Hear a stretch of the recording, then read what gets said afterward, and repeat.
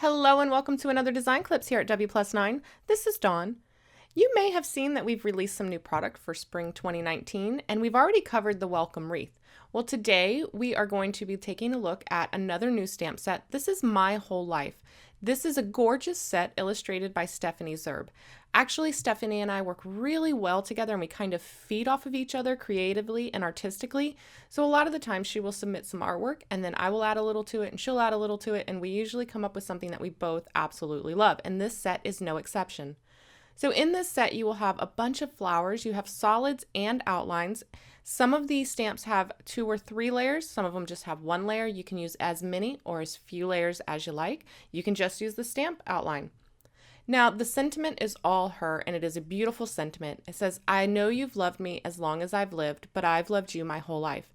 This is a wonderful sentiment to give to any family member who is older than you, or even a family friend who you may have known your entire life. Now, a great complement to this set is the Family Sentiments set. This is in the same font, but you'll have included a bunch of large hero sentiments like sister, nana, uncle, brother, cousin, dad, aunt, pap, mom, and then you have a couple little sub-sentiments. So here you could play off of the "I know you've loved me as long as I've lived, but I've loved you my whole life," and then add "I love you more."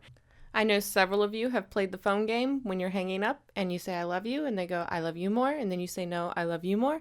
Well, this is just a great way to play off of that. Now we also have the companion dies, which will cut out all the flowers, and included in there is a wonderful little aperture die. Now you can use either the resulting die cut pieces of this, or you can cut the apertures from the background like I've done here. This is a wonderful way to take the set from being more traditional or girly to something more eclectic or modern. I just love this set. I've created so many cards with it already, and I have several more in queue, so you'll be seeing a lot of this set. All right, enough chatter. Let's get to stamping. I'll be making several cards based off of this one design here. Now what I've got is just a piece of copy or printer paper. I cut down a large stack down to A2 card sizes, so they're 4¼ by 5½, and I will test out color combos or arrangements on these. So I wanted to create an oval wreath. Here you can see it's a little misshapen, but that's okay. I know exactly which flowers and how many I'll need of each, and I can just make adjustments and pull some of those flowers out further to make it a true oval when I stamp my final project. Like I said, this is down and dirty, it's quick and easy, and I don't have to waste my good cardstock. Now, if you want to skip this, you could use a die or any oval to then trace out your shape and then follow along that. You'll want to make sure to erase your lines before you do stamping though, because your pencil will become trapped under that ink.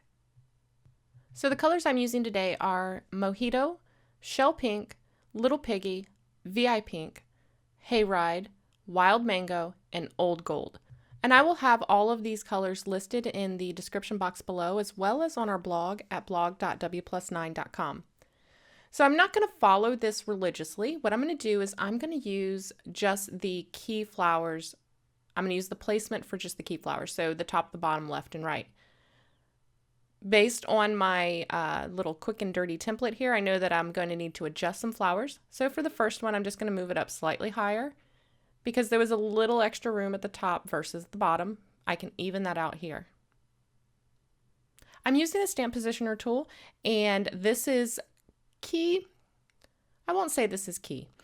If you are a stickler for symmetry, this is key. Otherwise, you can eyeball it like I did with my template. But I'm inking up that first base image. This is the large solid image. I'm inking that up with our Shell Pink. I'll stamp that, and then I will just flip my cardstock 180 degrees, ink up my stamp, and stamp again. I'm going to repeat the same steps for the left and right flower. I replace the template, line up my flower, making any minor adjustments as necessary, and then I will just ink and stamp, rotate my cardstock 180 degrees, and then ink and stamp again. I repeated the same process for the other key flowers, and once I had all of my main base flowers in place, I knew I'd be making multiple cards, so I used this as my new template, and then I could stamp out multiple panels at once. And although each of these cards starts with the same basic design, each card is uniquely different. I think that this is a great way to stretch your stamp sets. Very often I'm creating a card and I I go back and forth between should I do this or should I do that? Should I do this or should I do that? And what I've come to discover is do them both. Do them all. Do as many as you want and as many different versions as you want, because you're going to really extend the life of those products. Now that those base flowers are down and I've got my basic oval shape here, I just like to come in and add the rest of the images with an acrylic block. I just find it a lot faster and I can move a lot quicker than having to move my paper in and out of my MISTI. Also, because we're finishing all of these differently, it doesn't matter if they're identical or not. So like I mentioned earlier, the stamp set has several layers. You can use these or you can omit these. It's really up to you and how you want it to look. You could stamp just the outline over this and it would look great. But here I'm adding the second color, which adds a little detail and separates the petals. And for that, I used our Little Piggy ink. And then for the larger yellow flower there, I'm going to add a darker center. And for that, I'm using our Wild Mango. Again, this is optional. You could just stamp the outline over this and it looks great too. In fact, for this flower right here, there is a second layer. However, I'm omitting it in this design and I'm just going to go straight in with the outline. I'm going to be doing all of my outlines in our Old Gold ink. I love this. It is a great neutral. It's like a dull matte finish gold. Definitely has a hint of yellow in there and it's not quite brown. It's not orange. It's Old Gold. You guys know I'm a sucker for a good neutral. There are several little flowers and flower clusters included in the set too, and they are perfect for filling in any little holes or gaps in a stamped pattern, or like I'm doing here, filling in any gaps in our wreaths. And now that our bases are done, it's time to turn some of these into cards. So for this card, I decided to incorporate the help of one of our older sets. This is the basic label set, and I'm going to use this large oval to house our sentiment. I'm going to be stamping that on Nina's 80-pound Nina Classic Crest, 80-pound, super smooth. I think that's what it is. Any white cardstock will do, people. I'm inking this up with our shell pink ink. I'm just using the colors that I've already used in our wreath. And this is a large, solid stamp, so you want to make sure you've got it inked up really evenly and nicely, and you'll want to apply even pressure to make sure that this entire stamp comes into contact with the paper. The stamp positioning tools like the MISTI I'm using here are perfect for this, but the Fisker stamp press is also another favorite of mine for these large solid images. I'm going to be heat embossing my sentiment, so I've treated my panel there with an anti-static buddy bag. That's going to make sure that my embossing powder only sticks to the Versamark ink. I've lined up my sentiment, made sure that it fit within that oval, and now I'm going to ink this up with Versamark ink. And then I'm going to sprinkle my embossing powder on, knock off the excess, and then set that with my heat tool. I used the matching companion die and die cut this off camera using my Gemini Junior, and I'm going to line that up right over the center of my wreath. For a little extra dimension off camera, I stamped and die cut a couple more of those little flowers, and I will add those right over the top and bottom flower and pop those up with a little dimensional adhesive. But before I adhere anything, I went ahead and took the panel and ran it through my Gemini Junior using our gift card layers die. The largest die in this set creates a standard A2 panel with a cute little stitched border. I used 3M foam adhesive to adhere the sentiment, and now I'm just adding those flowers.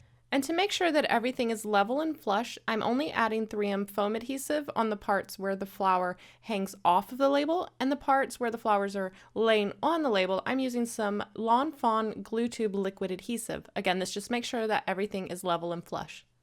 And to finish the card off, I added a mixture of sequins and crystals. The sequins are from Pretty Pink Posh, and the crystals are from Studio Katia. It's their April crystals.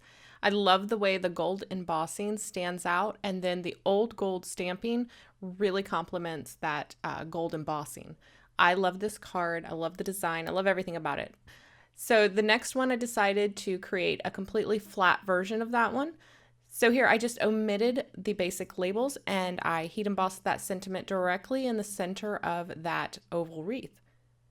This one is beautiful as well, and it is perfect for mailing because it's postal friendly and there's no bulk. Now, if you really want to step it up, for this one I stamped 2 identical panels. So I did use the stamp positioning tool for each of the layers. And then I took one of those layers and I used our 4-bar rectangles die to cut one of those panels down and give this nice faux stitched edge. Layered that directly on top, And from the center of that one, I die cut the basic labels oval from it. Then I die cut another label and stamped the mom from our family sentiments. And then I stamped half of the sentiment from My Whole World. I just masked off the bottom and stamped the top portion. And then the bottom portion I stamped on the inside. I again finished this one off with some sequins and some jewels, and I really love that one as well. Now here we've got another landscape orientation. Again, I masked off that sentiment, stamped it in the middle, and then stamped the rest of the sentiment on the inside. And for the second layer on that large flower, I swapped out the little piggy for our VI pink, and it gives just a little more contrast to that one. And then finally, I decided to switch up the color combo altogether. This time I switched out the pinks for purples. I used our Bloomsbury along with a Memento Dewdrop ink. I will have it linked below. I can't remember off the top of my head. The greens I switched out for our Ocean Drive.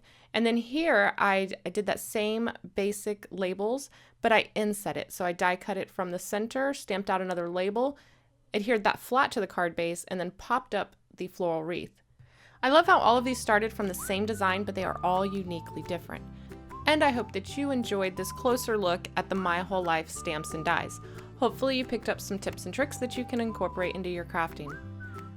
Remember, if you have any questions about any of the supplies used today, you can find a full list in the description box below, as well as at our blog at StampAwayWithMe. No, that's changed. It is now blog.w+9.com. So be sure to update your bookmarks. Thank you guys so much for watching, and I will see you next time. Bye!